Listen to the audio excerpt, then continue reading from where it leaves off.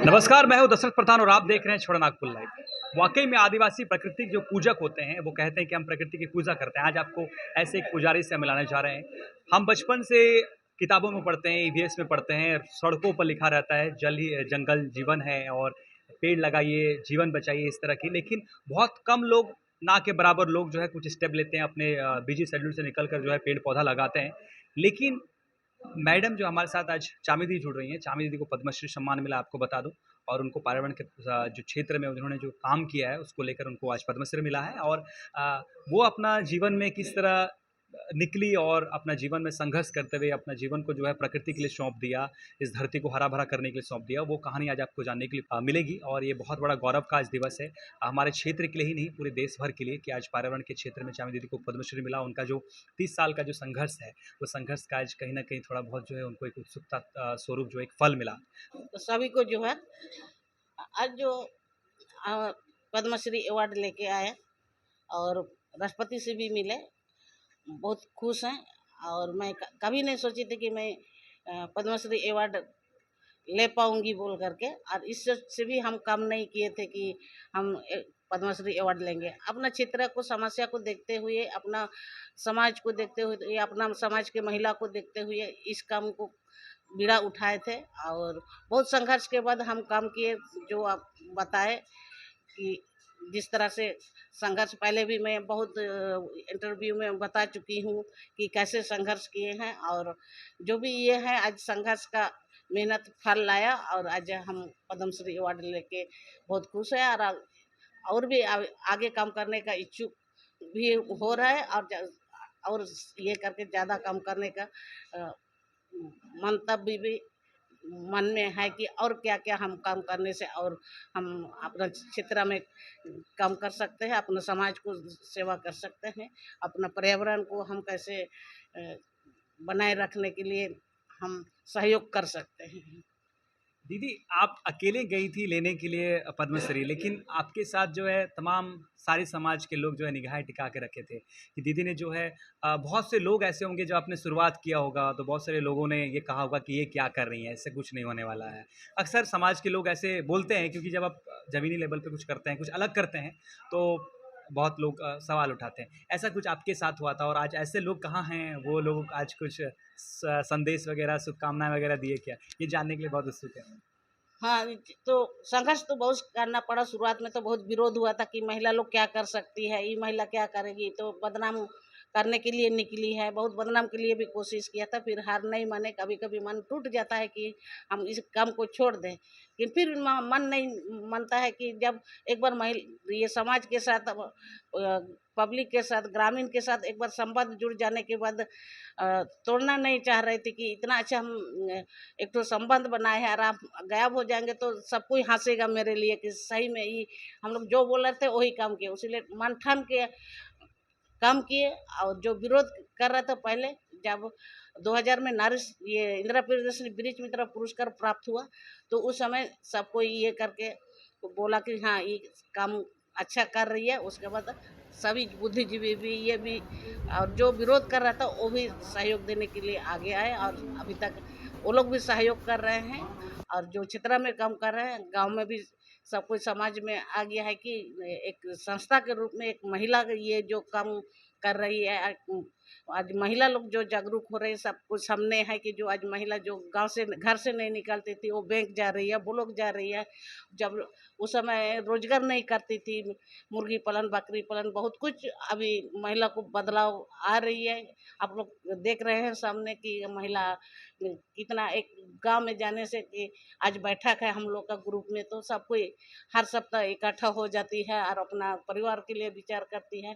पहले किसी परिवार में अगर पति से मारपीट हो रहा है, वो अपना दबा के रखते हैं, किसी के सामने बोल नहीं पाती थी, लेकिन आज वो खुल के बता सकती है अपना ग्रुप में के महिला के से कि मेरा घर में ऐसे है, मेरा पति से मेरा ऐसे झगड़ा हुआ, मारपीट कर रहा, उस तरह से अभी सब कोई सामने आ रहा है। तो इसी में आप अ, हमको लग रहा है कि महिला लोग अभी सशक्त हो गई हैं। मैडम, हमेशा जो बहुत सारे बच्चे, जैसे हम भी बचपन में अक्सर पढ़ते थे ईवीएस में, तो जो है पेड़ बचाना है, पेड़ काटने नहीं देना, पर्यावरण को लेकर खूब पढ़े। लेकिन जैसे ही समय ढलते गया, हम अपने जो है अपने करियर में और जो ये ख़्याली दुनिया है, इस दुनिया में खो गए, हम पर्यावरण के प्रति ध्यान ही नहीं दिए। लेकिन आपने कैसे इसको ध्यान दिया और हम जानते हैं कि हम पेड़-पौधा नहीं होने से हम साँस नहीं ले पाएँगे, एक पल के लिए हम जीवित नहीं रहेंगे। लेकिन हम जो है समय के साथ भूल जाते हैं, धीरे-धीरे हम मतलब बिज़ी हो जाते हैं। लेकिन आपने जो है समय निकाला और क्या जुड़ाव एक पौधा के साथ क्योंकि इतना जुड़ाव नहीं होने से आज 30 लाख पौधे लगाना मतलब वो भी एक लिविंग बीइंग है, उनका भी एक जीवन होता है। कैसे जुड़ाव महसूस किए हैं? क्या कुछ पेड़ों के साथ रहे हैं, हमेशा लगाए हैं, बड़ा किए हैं, पुचकारे हैं, बच्चों की तरह आप उन्हें पाले होंगे, हमें जैसा लगता है। हाँ, इसमें जो आप बोल रहे हैं कि कैसे लगाओ, हमारे परिवार में ही हमारे दादाजी थे, तो वो पर्यावरण के बारे में बात करते थे, सामाजिक बारे में, धर्म के बारे में बहुत, वो भी सरना धर्म का प्रचार करते थे कि हमारा सरना धर्म क्या है, हमारे आदिवासी का क्या ये है, बहुत कुछ बात करते थे। और अगल-बगल के बुद्धिजीवी उसके पास 10-12 गाँव के आदमी भी जाते थे, वो लोग विचार विमर्श करते थे, तो बचपन से सुनते-सुनते हमको भी मन में लगा था। तब जब आगे नहीं पढ़ पाए, पढ़ाई रुक गया, तो मेरा पिताजी भी डेथ किया, भाई भी डेथ किया, तो अ, हम सोचे कि अभी तो कोई नौकरी-वोकरी नहीं मिलेगा, व्यापार भी उस समय पूँजी का बहुत ये है, कोई मज़दूरी करेंगे तो उस समय 5 पैला धान देता था। हुँ, तो ये करके सोचे कि हम लोग कुछ महिला इकट्ठा करके हम लोग जब विचार किए कि हम लोग कैसे, और एक दादाजी थे यहाँ के, सानो मुर्मू, और ये जवाहरलाल महतो जी थे।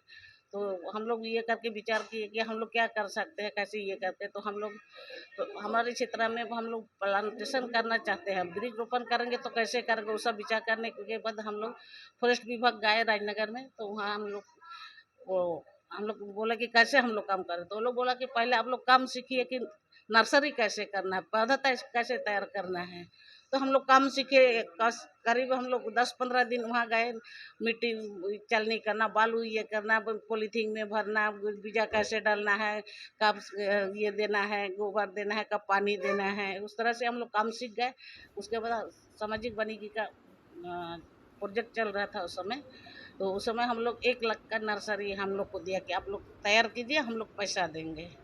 तो उस समय हम लोग 1 लाख पौधा तैयार किए, सीखने का भी मौका मिला, और उसमें 2 पैसा हम लोग को मजदूरी भी मिलता था।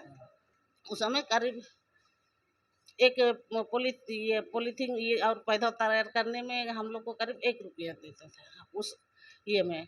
तो उसी से हम लोग अपना जीवन यापन, तेल साबुन के लिए ये घर में भी विरोध करता था कि तुम लोग खाली घूमती है, कुछ कमाती नहीं है, तो हम लोग कहाँ से पैसा आपको देंगे। हुँ, तो घर में मांगना भी तो मुश्किल लगता है। हुँ, हुँ। तो हम लोग उसी से ही, जो नहीं खेती कर पाता है उसका हम लोग भागी में खेती करते हैं कि खाना के लिए, और धान बराबरी भागी करते हैं, उसी से खाना बनाते थे।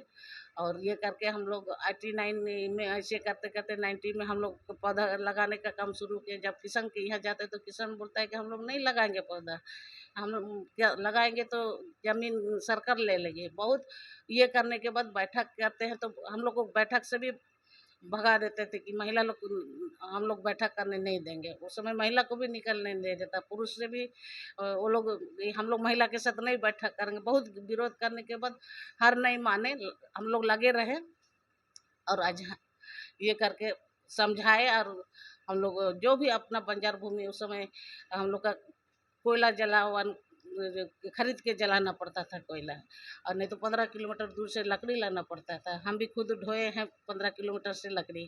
तो उस समय अब ये करके जब पौधा लगाए 3 साल 4 साल हो गया, पौधा बढ़ गया, उसको पत्ता जलाने का ये मिल गया। तो वो लोग सोचा कि पौधा लगाना अच्छा है, शायद वो लोग समझ लिया। तो उसके बाद वो लोग किसान खुद आता है कि मेरा ज़मीन में भी लगा दीजिए, या मेरा एरिया में ये बंजर भूमि है वहाँ भी लगा दीजिए। तो बंजर भूमि में हम खुद नहीं लगा सकते जब तक हम सरकार से परमिशन नहीं ले सकते। तो हम लोग सीओ से जाते हैं, तो उस समय सीओ के यहाँ जाते हैं तो 10 बार जाना पड़ता था। उस समय मोबाइल भी नहीं था, आप आवेदन लिखिए और दे दीजिए। उसके बाद आज सीओ नहीं है, आज सीआई नहीं है, बहुत तरह से ये होती थी उस समय। मतलब, और ना साधन भी नहीं था, बस में बैठिए और वो लोग जाइए, नहीं तो साइकिल से जाइए। और अभी तो फ़ोन से, अब यहाँ से फ़ोन कीजिएगा काम हो गया। उस समय 10 दिन दौड़िए तब जाके काम हो सकता है। उस से हम लोग सीओ से हम लोग एनओसी लेते हैं, परमिशन लेके फिर बंजर भूमि में हम लोग पौधा लगाते थे। उस समय से हम लोग अभी तक 90 से हर साल हम लोग 1 लाख पौधा लगाते आए और महिला लोग को भी बैठक करते, जागरूक करते। स्वयं सहायता समूह के नाम से हम लोग गठन किए और महिला को भी जागरूक किए और महिला भी आप जान रहे हैं कि अभी तक हम लोग 3000 महिला ऐसे जो ग्रुप बनाए हैं और वो लोग मुर्गी पालन, बकरी पालन कर रही है और अभी तक हम लोग 30 लाख पौधा अ, लगा चुके हैं, लगभग बोल रहे हैं। और जब अप्लाई किए थे इसके लिए उस समय 30 लाख था और अभी तो बढ़ते ही जा रहा है और आगे भी बढ़ेगा और लगाते ही रहेंगे जब तक जान है तब तक। और इतना प्यारा हो गया कि अभी पौधा के साथ ही रहना पसंद लगता है, हरा भरा लगता है। कोई ये है तो कोई कटता है तो थोड़ा दुख लगता है कि इतना मेहनत से बड़ा करके कोई कट काट देता है तो एक तो बच्चा जैसे ये हो गया जैसे लगता है, इसलिए बहुत जुड़ा लगा है अभी पौधा से। आगे भी लगाते रहेंगे अपना क्षेत्र के लिए, अपना समाज के लिए, अपना प्रदूषण के लिए जितना भी सेवा कर पाएंगे जब तक सांस है तब तक करते रहेंगे।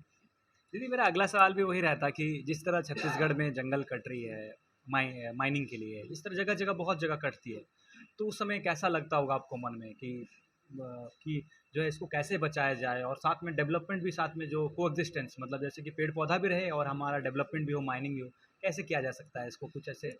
माइनिंग के लिए ये ज़रूरी है, ऐसी बात नहीं है कि हम माइनिंग नहीं लगाएंगे, फैक्ट्री नहीं लगाएंगे, वो भी ज़रूरी है। हमारा अभी इतना आगे बढ़ गया है समाज हमारा, इन ये वैज्ञानिक लोग इतना ये हो गया है कि छोटा ये बड़ा काम को माने छोटा काम से ये कर रहा है।